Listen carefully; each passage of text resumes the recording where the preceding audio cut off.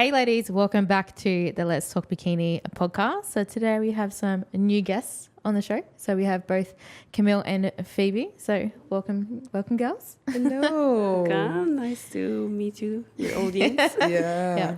So we obviously all live in Dubai. We all have bikini bodybuilding backgrounds from all different levels, which is actually pretty cool. So Phoebe, of course, as most of you guys probably already know, she doesn't need an introduction, but bikini Olympian, myself bikini pro, and when we've got Camille over here, who also is a IFBB bikini athlete, or NPC bikini athlete, I should say, who just recently decided you're not competing anymore. So are you still sticking with that decision? I think I will. Yeah, I think I will. I decided to just stop, but I've dedicated the last 8 years, I would say, of my life for this. So that was a big decision, but I think I'm confident with it now. Yeah, absolutely. I think you need maybe a microphone a little bit closer. Closer. Yeah. You still very much live a bodybuilding lifestyle, though, regardless. I don't think you can remove that from me. No, like it's just we're used to it, right? It just becomes like breathing, you know. I think that was more like a personal decision. It's unfortunate that I wasn't able to compete and show my best physique, but I came to that decision after a long time of reflection. So I don't think I will go back on it. Yeah. We'll touch on it a little bit as well as to what kind of made your decision moving forward, I suppose, because of course, like, we love bodybuilding, but there is life beyond bodybuilding, which is really important, and 100%. Of course, success in all areas, as well as being businesswomen ourselves. So Phoebe, as everyone knows, had a bit of a time off at the stage, but you're returning soon. Yes, so I'm hopefully, obviously my last show was 2024, which seems like ages ago, but it wasn't even a year ago, so it doesn't seem that long. But yeah, last time I stepped on stage was Arnold's UK 2024. Maybe competing the end of this year, not too sure. Like for me, again, it was like I just needed a break. I think I've been going for 9 years now, and I needed to 42 shows deep, which is a lot of shows, and I needed to have just a little bit of rest, a little bit of downtime, and I feel ready, but also I don't want to just jump back in and just because I feel good, let's go into a prep straight away. I need to kind of sit in this feeling and feel comfortable with everything before obviously making the decision. But yeah, I'm thinking and looking at shows already, like hopefully the back end of this year, so it'll be fun. Yeah, amazing. When you said 2024, I had to like think about that for a few minutes because I was like, are you sure? I feel like it was 2023, but that, yeah, you're absolutely right. I forgot it was actually not really that long ago, but I guess it feels like a long time when you don't step on stage for a little while, but it's not really in the grand scheme of things. No, it doesn't. That's what I mean. It doesn't seem that long ago, but obviously it's almost a year now because obviously we're, the near of January now, going into the new, 2025 Arnold's. So it's like, this is crazy. Like, how has it been a year already? Like, where's the time gone? But yeah, it's nice. And I'm really happy with, life after bodybuilding and what I've created and what we've done and stuff like that. So yeah, I'm really excited for it. So moving forwards. Yeah, absolutely. Yeah. Did you apply for this year's Arnold's or in the UK, or did you feel like that you needed longer? No. So I didn't apply for anything. I didn't do, put any submissions down or anything like that. I kind of just said, like, I'm just going to, leave it. I didn't want to either take away a spot from someone else or get invited and then be like, okay, cool, I can't do this now, So I wanted to just make sure that I'm fully done. So yeah, no, what they called applications were filled or anything like that. But I think definitely, at the end of this year, we're going to have a look at things for sure moving forwards. Yep. Okay. Yeah. Okay. Amazing. And we all technically have the same coach. Well, you technically still with Jamie, even though you're a little bit exiting out of actual competing, but all the same coach, which is pretty cool. So. Yeah, that's gonna be. Obviously, how long have you been with Jamie now? Oh, a long time. Yeah. I started looking at different coaches after I stepped off my USA season. So the USA season I coached myself, was great, a good experience to coach yourself, but good thing to learn from. To be like, yep, okay, as much as I know what I'm doing, and I can obviously I'm a coach myself with other bikini athletes, but it's a whole different ballgame when you coach yourself. More so you don't like your like how you see yourself is very differently, right? Especially when you have like emotions involved or if like myself, I guess the reason why I would never coach myself again is because like you don't need to push me as an athlete. You need to pull me back. So me coaching myself, I would push. Less, like, you know, more work, more volume, more cutting my calories a bit lower, right? A bit too much. So like, especially my body being someone that struggles to hold muscle density, like, you know, I need that second eye, of course. So to answer your question, finally, I think my USA season was 2021 and I joined with her a couple of months after. So around June 2021. It's been a while. It's been long. It's gone so quickly.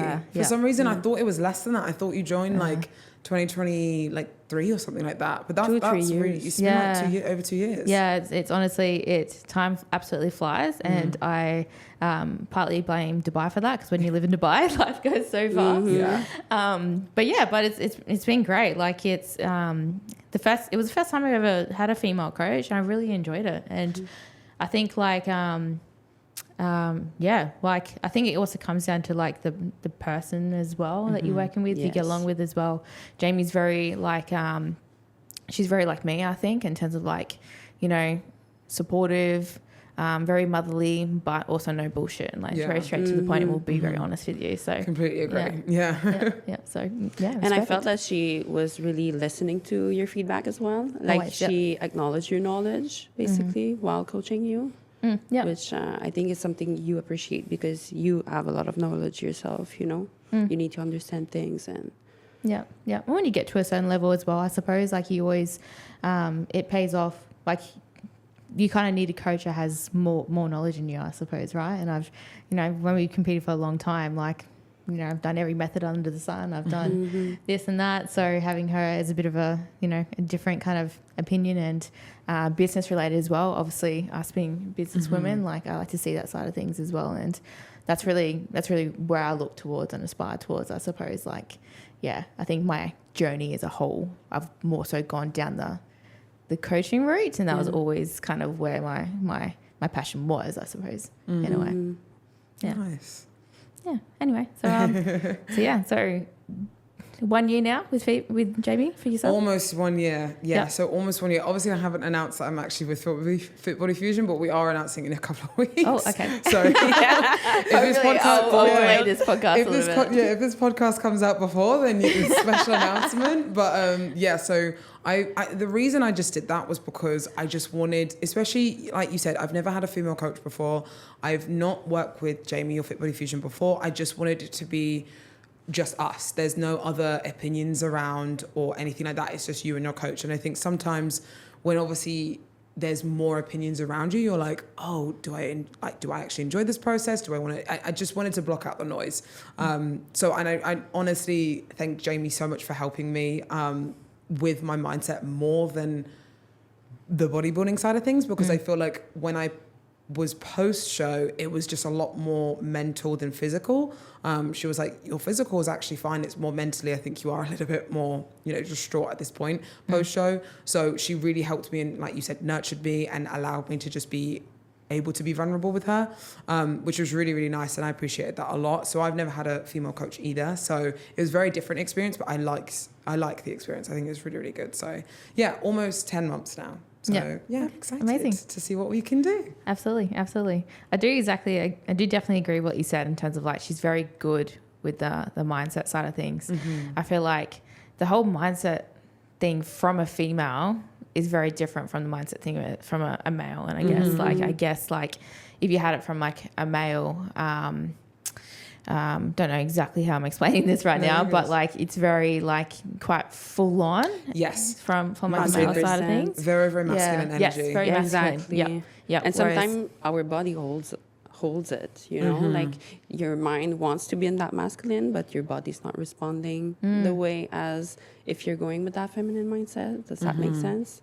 Yeah. With less stress and just less pressure. Yeah. And I think in a way it accumulates when you think about it. Like that's what's so masculine. Like besides the fact of being pretty on stage, etc.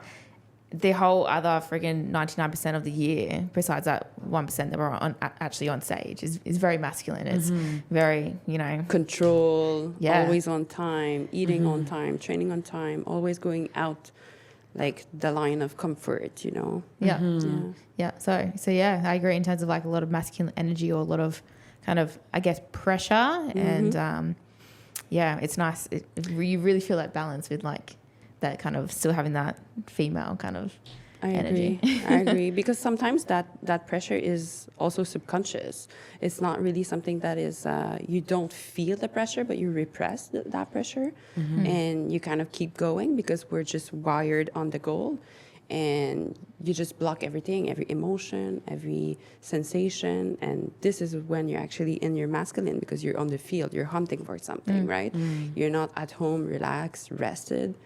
So this is where the shift of energy, even if we are in a feminine sport, the mindset behind it, it's still very masculine. So having an outside eye that is there for you to say, like, maybe we are pushing too much right now. Maybe you don't see clear.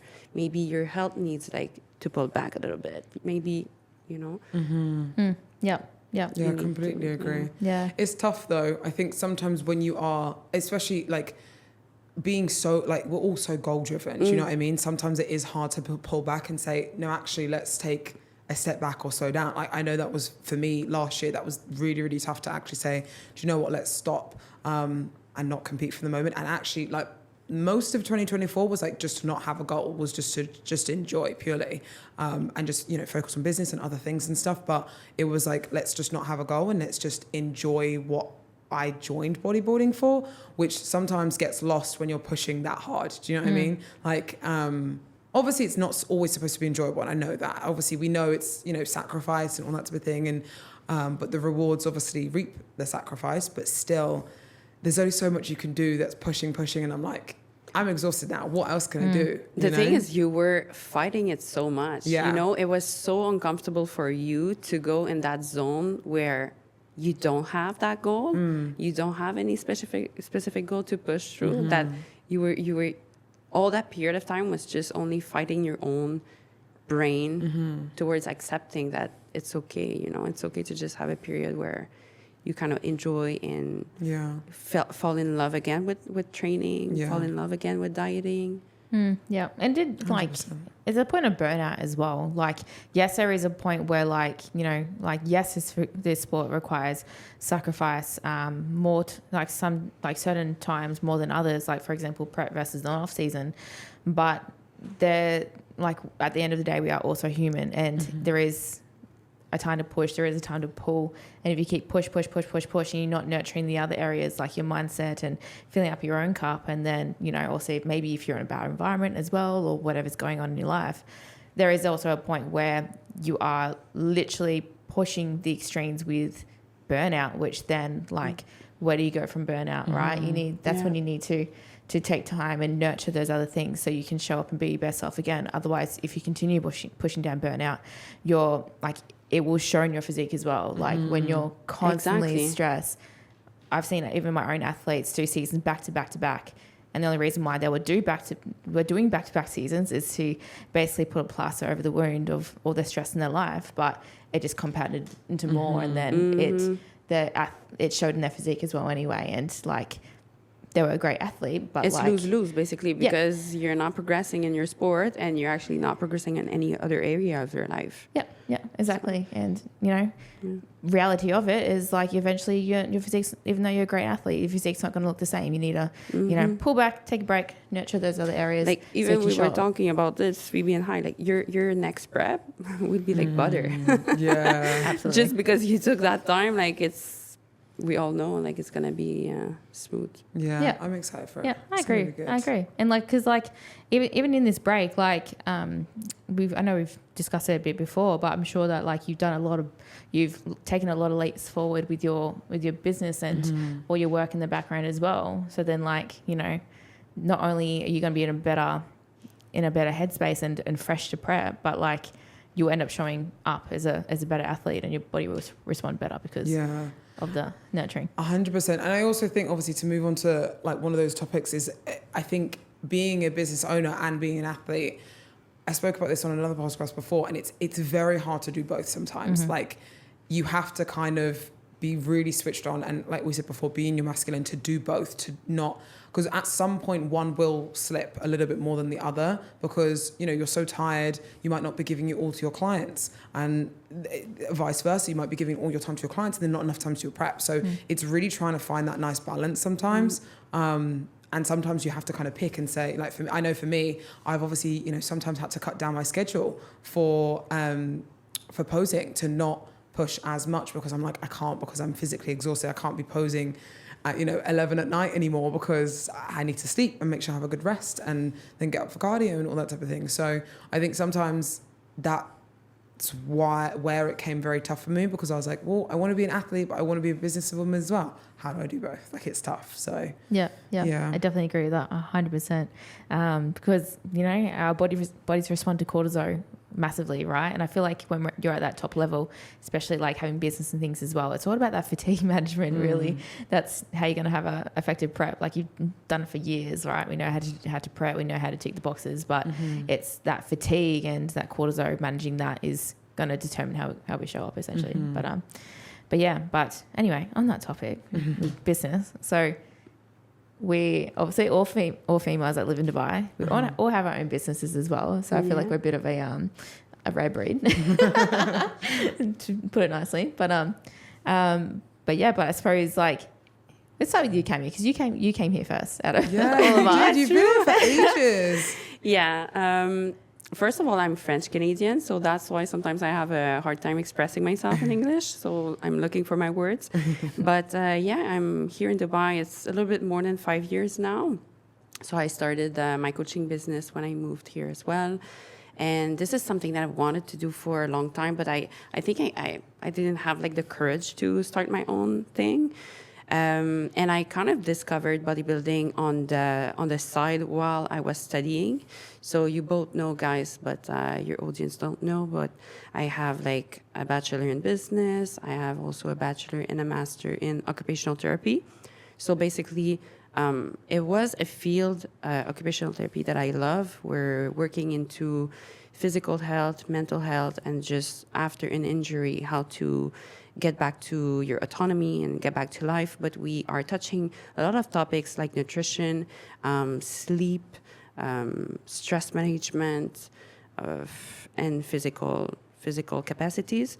So it's all linked to really what I love. And just discovered the sport of bodybuilding. Meanwhile, I was studying that career. I was obsessed with bodybuilding. Steph. Steph and I, when we meet, we also always talk about all these topics, and we just dig deep. So it was a great way for me to align like all my passion and interest together.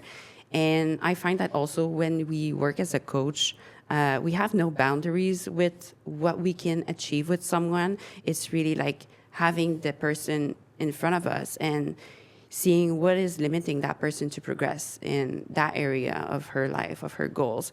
And we don't have any limits into what can we bring on the table to help her.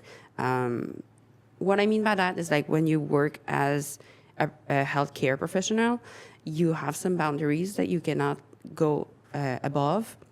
Either from regulations, rules, time management. You have a maximum of client, maximum of time with them.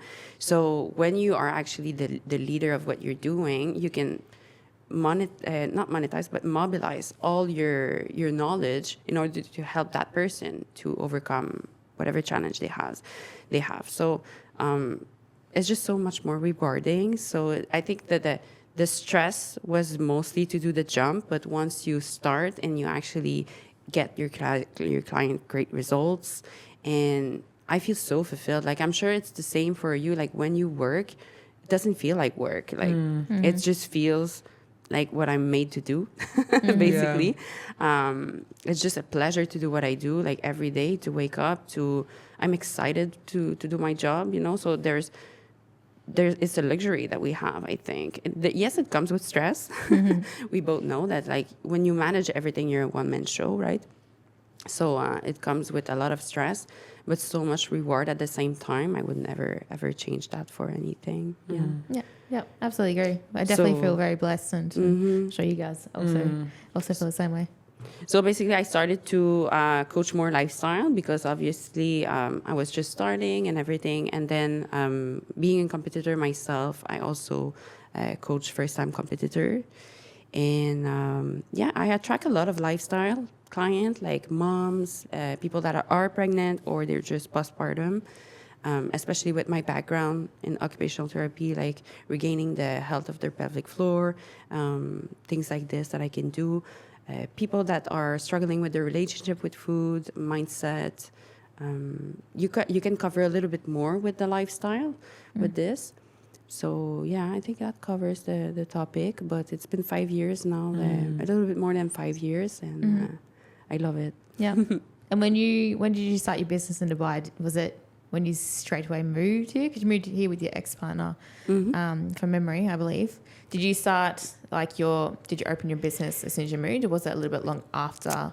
The thing is, I really quit my career from Canada to start my business. That was the goal. And I've dedicated so many years of my life to work into things to get good at just because I needed to get good at. So you get a job, you need to learn how to do that job to get good at that job, you know? So when I arrived here, I was supposed to have a corporate job to do the transition. But then I was like, am I really going to invest a lot of my time and energy and knowledge again into something that I'm not going to give fruit with on the long term? So it got me a little bit uncomfortable to do that because I was like, I didn't quit all this to go back in the same pattern, you know, and avoid starting. So I actually refused that corporate job, and I started right off the bat with minimal income, obviously, just by coaching.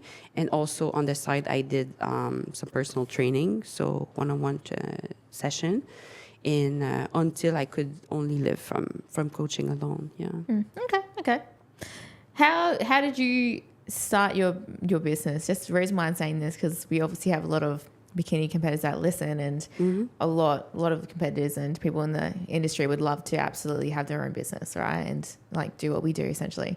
So when you started building your business, how did you go about growing it? Did you already have clients, like a client base example, back from Canada that you touch base with, or did you literally just like build it from scratch? And how long did you feel like it took you until you were kind of like at a comfortable position-ish? That's a good question. I honestly just started right off the bat, I would say. Like I started to promote. But before that, I was already coaching people for free, like just for fun, you know, because it was my interest for so many years now. So when you're actually in the industry, you know, I was already training for a while, studying nutrition for a while.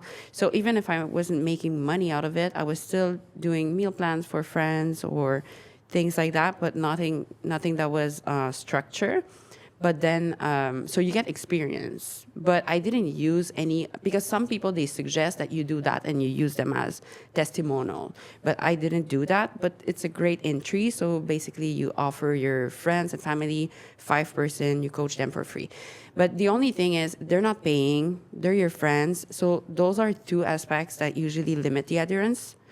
Because when someone is not paying or someone knows you, they usually value a little bit less your work.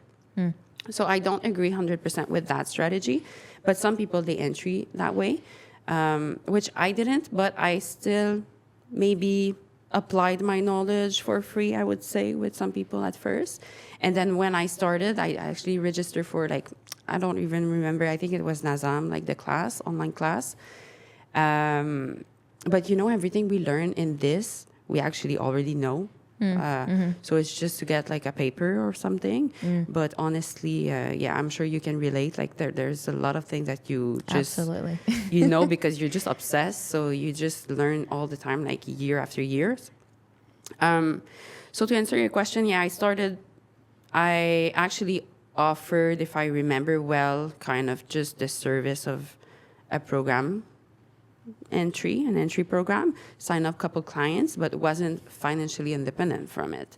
And maybe I brought my client roster up to 30, 35, something like that. And then that was enough to just go ahead and just live out of coaching. Yeah.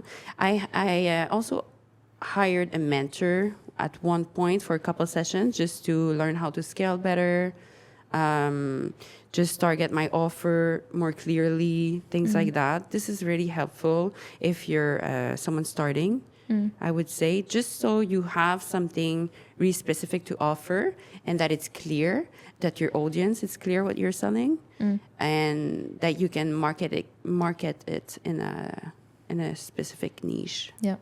How long did you work with a mentor for? Very not long. Like, I think I had 3 sessions or online. Okay. When you say 3 sessions, was it like over like a month period? Yeah, 2 months? kind of. A month period, yeah. Okay, interesting. I agree both ways. Like, kind of what sounds like what you've done is just like you kind of, you obviously had your foot in the door with being a competitor already, and of course already in the healthcare field, but then like you were basically started off by getting that experience first, like offering, you know, your free services kind of way, which I do definitely agree with that. But I do also I know what you mean in terms of like when you coach your friends or your family, or it's the same thing if you're offering a really cheap coaching price, people don't see the value in it, and don't respect it, so it is kind of hard to get the results out of that. On the flip side, I feel like these days, obviously we started our coaching businesses a long time ago, but these days it seems like it's definitely a lot harder for people to get that entry into having their own coaching business. Hence why a lot of people are going down the path of having mentors, which I definitely see the value in that, but I see more the value of the experience, having your feet in the door first, and like, you know, build up that experience on the side for a little while, and then probably, you know. I would add on that, because another strategy that you can do is actually you make the client pay, but then you hold that money and you're like, if you're giving me good results in like 3 months and you follow everything, I'll give you the money back. So that's also like a way of giving it for free. I know that some people are doing this as well. Incentive in a way, kind of. Yes, incentive, absolutely. Yeah. So then it's motivation for the client, I would say. So they're paying, but they have a motivation to follow what you're doing. Yeah. I heard that before. Yeah, that's fair. Because to be quite honest, I didn't even know what mentors were until I moved to Dubai. Yeah, how did you start? So I used to be very like corporate driven, similar to you in terms of my career. I used to actually like when I was competing, it was just my hobby, and I was very in denial, like, you know, I'm corporate, like. No, like I don't want to be a coach. I just do it for my hobby or whatever. And then, because I worked in the sleep science field and built my way up that way. And then towards the back end of it, I was obviously doing better and better and better with coaching. And I did a bit of coaching on the side, like as a side. I think my first prep client was in 2018 for IFBB Bikini. So I kind of always like, you know, had a bit of coaching on the side, probably just like 5 clients. And then I kind of got to the end of like my corporate kind of path, and I was like, you know what, I'm over this. I kind of got a bit older and realized that this was shit, and I liked having control in a way. So in my role in sleep science, it was great in terms of like a lot of my duties. I was in control that way. But then I after that I had a year in plastic surgery, which was interesting. But then I was no longer like the boss. I was no longer in control, and I didn't like that at all. So in that year, I also won my pro card. So then I was like, okay, like, all right, like, you know, I'm not happy kind of working for someone else anymore. And obviously won my pro card. So it gave me a bit of a belief in myself at that point, and I loved it. And I was like, you know what, you're being an idiot stuff. Like, you love this, just, you know, take the leap and do it. And then I guess I was like, again, scared. So like was kind of like, oh yeah, I'll do it by this date. Like, you know, I'll start to take the leap then. And then COVID hit. So I was like, all right, fuck it. Lost my job. Yes, John. You know, like it resonates so much what you're saying, because I feel that in life people can make so much money out of things that they don't like, that in my head it's just I cannot click the idea that how can you be so obsessed and so passionate about something and not make money out of it? Mm-hmm. Like there's a way. Mm-hmm. Because we both know we talk about that 24/7 when we meet, you know, and we go in the details of all the, you know, the geek stuff. Yeah, we're very detail oriented, always obsessed. We like that. So I'm like, how can we not have an impact and help people, you know, and there's a way. There's a way. So if you're really out there and you're passionate about it, there's enough fish for everyone to absolutely to eat, you know. Yeah, absolutely. And best thing I ever did. I always had part-time coaching clients, like part-time I had coaching clients on the side.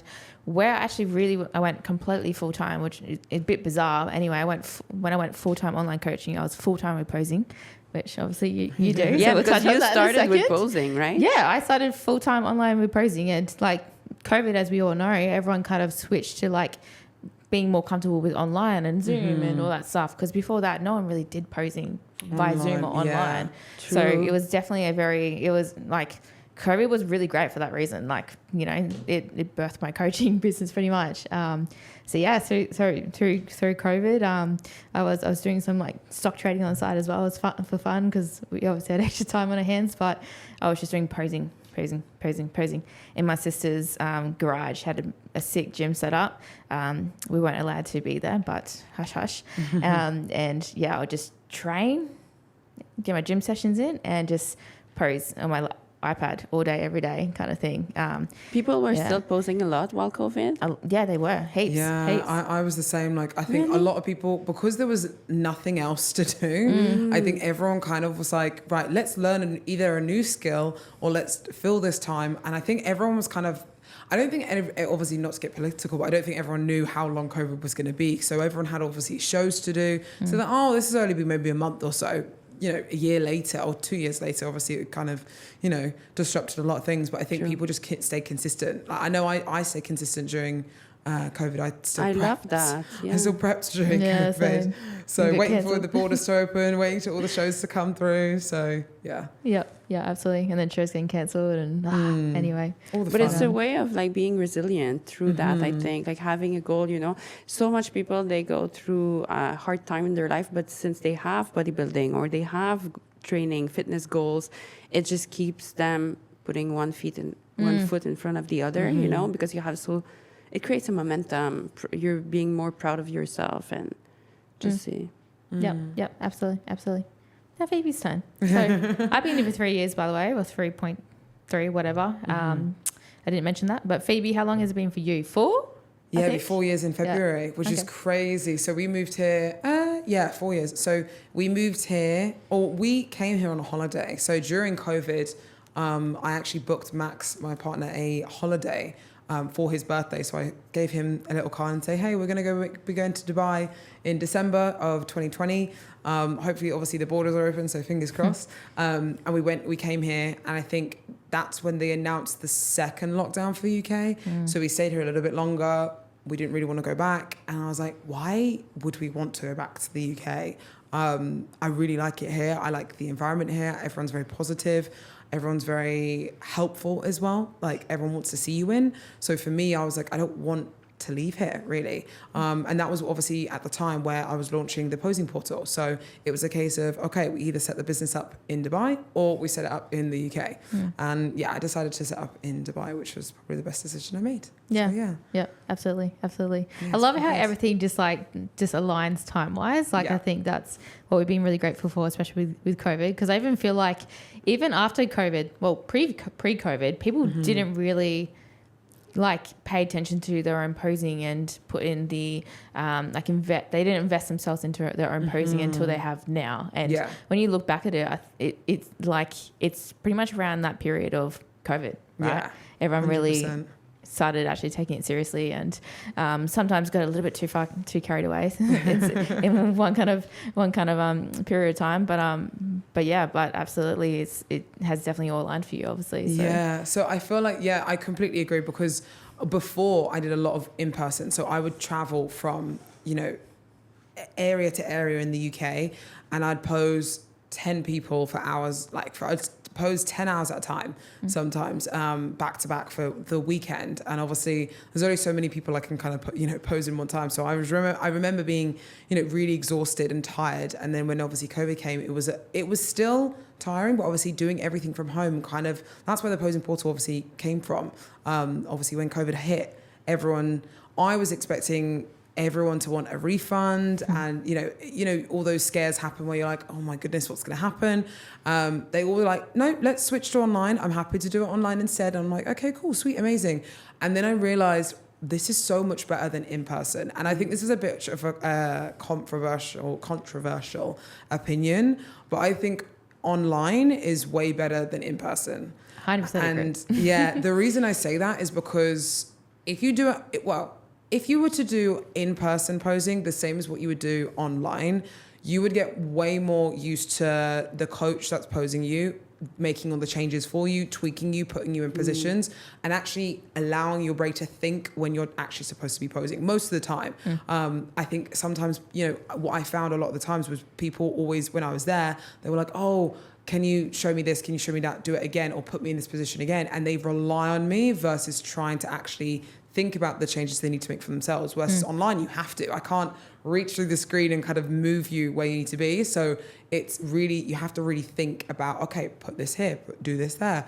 And I think a lot more people actually realize how much easier it obviously is. I don't have to, no one has to travel however many hours away to either visit me or their posing coach. So I think that's why it took off more. But no, my goal now is obviously to, change the posing game and obviously make it the most, easiest and comfortable place to kind of be for when it comes to posing. So I'm excited to make that happen. Yep, and you were the OG of like online posing. So everyone, online posing, thank you. Go to Phoebe. But I definitely agree with you in terms of like you say that online is so much better because I don't know how you feel from like a coach perspective, but like for example, if I see someone posing on a screen, I'm seeing the whole picture, right? Exactly like you would see them on stage.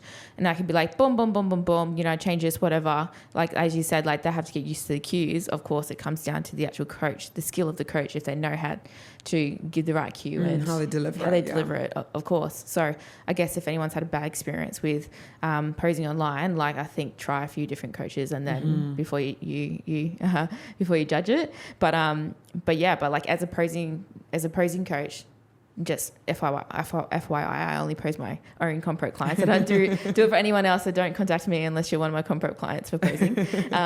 But like being able to see someone on a screen and like you can see the whole picture, you can see exactly how it looks and flows. Versus if you're in person, like it's not the same. Like you're sitting there and tweaking them, but yes, they are going to rely on you to tweak them every single time as well. They're not going to learn, but then also really not really accomplishing. You don't really accomplish as much as you would online, if that makes sense. Yeah, no, 100% agree. I think you can, like you said, you can see more online. I personally feel like I can see a little bit more. Don't get me wrong, I love in person as well. I think in person is very good for, like, I like when I say to clients to go to seminars because it's very good to practice, obviously, with other people, like next to other people, getting used to the vibe of on stage, because that's one thing, obviously, a lot of people struggle with is when they're by themselves, completely no problem. When they're next to other girls in the lineup, they're like, oh my God, this is a struggle now. Like I feel strange posing next to someone else. It feels a little bit weird. So yeah, I do think there's a time and a place, but I do think, like I always, say that online posing coaching, I think is better than in person because you can really get a lot of detail, a lot more detail than I think through online. So yeah. Yeah. Totally agree with you. Is there many posing seminars in the UK? Like, I know there's probably quite a few posing coaches out there, but like, for example, in Australia, the posing seminars are run by the actual IFBB, and then like the pros ourselves would come and give up our time to help, etc. Is the UK like that, or is it more so just kind of private seminars like that you would have to organise and run yourself? I think there are. So yes, there are, but I think it's mainly private stuff as well. So I do see a lot more posing coaches that are in the UK doing their own private thing, which I think, if I'm honest, like worldwide is more the option. I do think the best place for it though is the US, where they have a lot more. Obviously, they're a bigger country, but they have so many more seminars worldwide. Not worldwide, statewide. Yes, to answer your question, the UK do have things, but I think it's more private stuff. Obviously, the promoters of the UK, so Two Bros, they do run free seminars and stuff. But I do think that there's a lot more other seminars that you can obviously go to as well throughout the UK, but privately. But yeah, I do a lot of obviously seminars over there, but I have obviously other people to do it, which is obviously part of the business, scaling, growing and all that sort of thing, which is always fun. So yeah, Yeah. And living in Dubai, we have to, of course, travel a lot because there's not much, there's not really many IFBB or NPC girls here, I feel. I don't know about you. You obviously probably see them more. So I feel like there is, but obviously because there's not female shows here for NPC, obviously it does become a bit more difficult for then NPC athletes. I see a lot of NPC athletes here training. So like obviously we'll train at Banus. There's a lot of pros there. NPC Bikini, not so much. At IFBB Bikini, obviously there's a few more. But I do feel like there's less bikini girls in Dubai, if I'm not mistaken. When I arrived, I agree. Yeah, I can imagine I think there's I no was one. like the only one. Like someone told me like, oh, there's another one from NPC, like in XY gym, you know. But yeah, there was none. No, I don't. That was prior COVID. When COVID came, a lot of girls they came here. Yeah, I still think it is a very, very small number of us. So, like for example, the only IFBB bikini pros I can think of was like myself, Phoebe, Adriana, who's a bit retired now, or going to wellness. Andy, I think is she retired now as well? No, I'm not too sure. I think she's maybe continuing, but I don't think she's fully done yet. But she's switching because she was figure and she switched to bikini. Okay, I thought she was fitness. No. Either same. But I feel like there's not really that many on the grand scheme of things. When you compare it to like other female divisions, yes, like I feel like there's a lot of figure or there's a lot of physique as well. Wellness, yes, very strong in wellness, but it's still minority compared to like the male IFBB pros, which makes sense where it's like the country that we're in kind of thing. So yeah, but how do you guys feel being a female in Dubai and a business owner? In what sense? Like, do you feel like it's a bit more challenging in terms of how do I put this? I have some points to add, I think, and when I arrived, I felt it more than now. I feel that as a woman, sometimes dealing with women, that's fine, but women to men, it's not the same credibility, I would say. Yeah.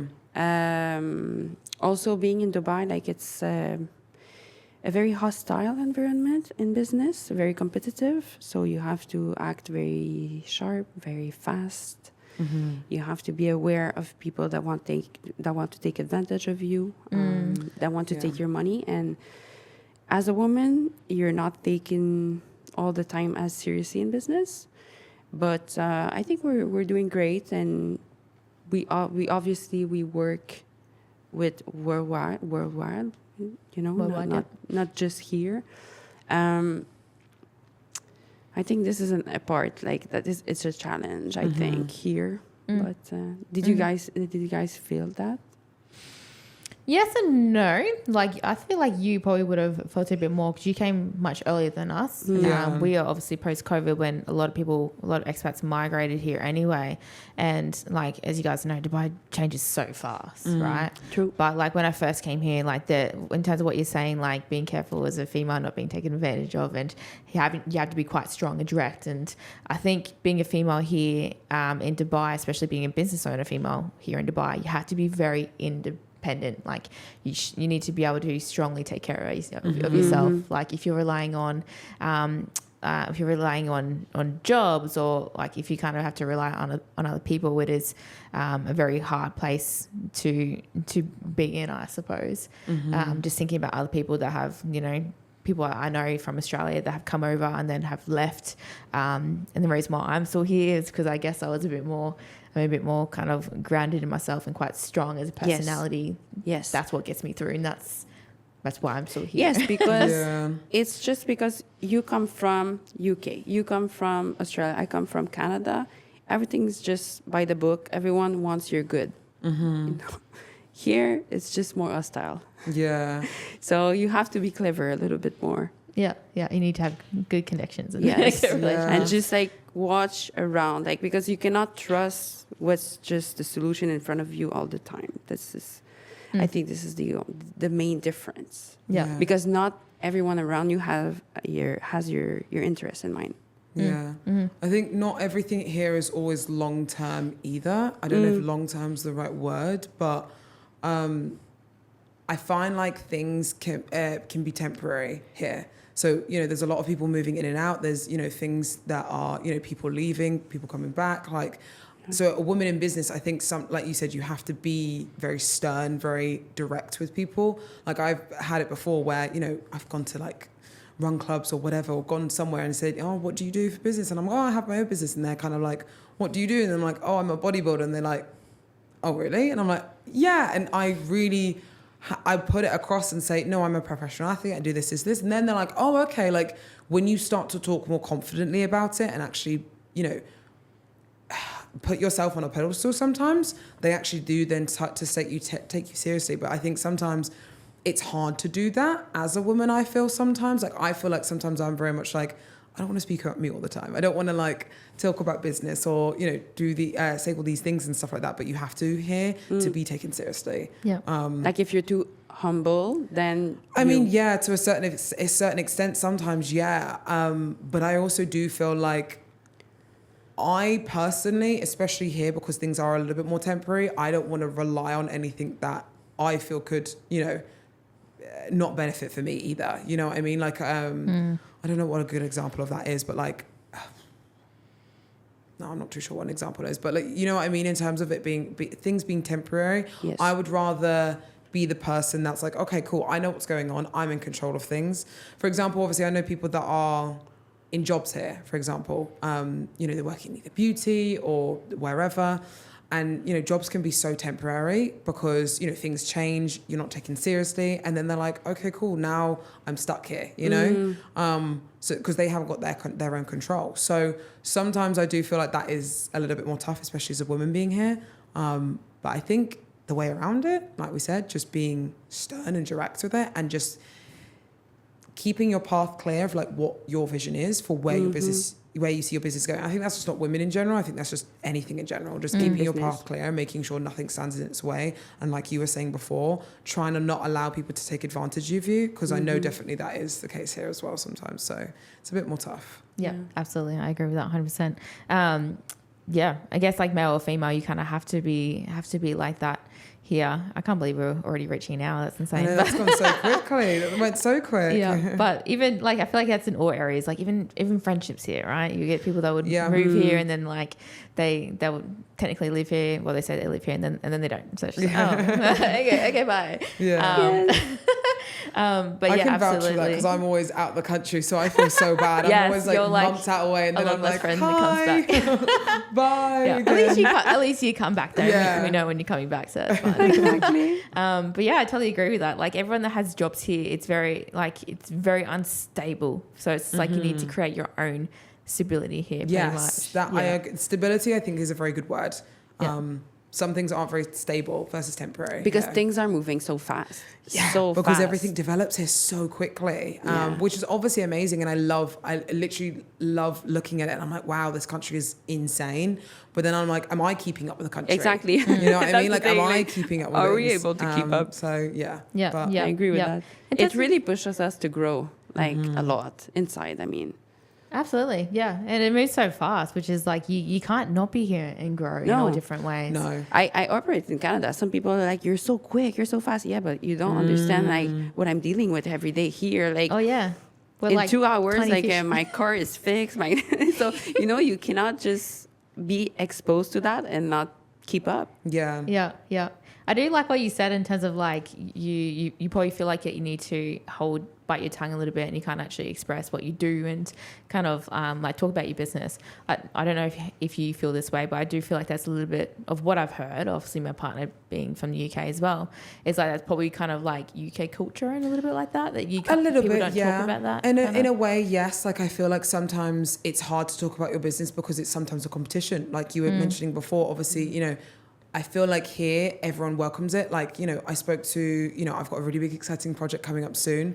I met someone on Run Club and they're in that development and they were like, right, let's have a look. Let's see. They were straight away so welcoming, like, oh, this looks amazing, blah, blah, blah. And like, I don't know if I'd get the same reaction in the UK. I probably would, but I also think it would be more of we've got competition and all that type of thing. So I think that's always the hardest part is sometimes it's more of a case sometimes people don't want to see you do as well, especially as women. Sometimes it is hard to say, oh yeah, I'm doing this and all that type of thing. And then maybe a little bit jealousy sometimes is the case. I don't know. But yeah, I think that's definitely a little bit of UK culture as well. So I agree. That's a good positive here. Yeah, a really nice positive. I like that everyone's so uplifting here. Like I could talk to you guys for hours about it, and business, it's not bad. Ideas, growth.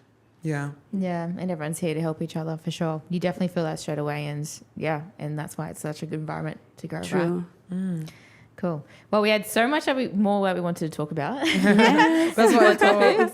But that went so far. So I guess we have to park it there just because we're reaching our time limit. But maybe we'll have to do another podcast to cover the rest of the topics we wanted to talk about with the whole new kind of divisions and everything as well. So, but anyway, guys. So I guess stay tuned for the next podcast when we can finally dive into those topics. But thank you for joining. and yeah. I'll speak to you soon. Thank you for hosting us.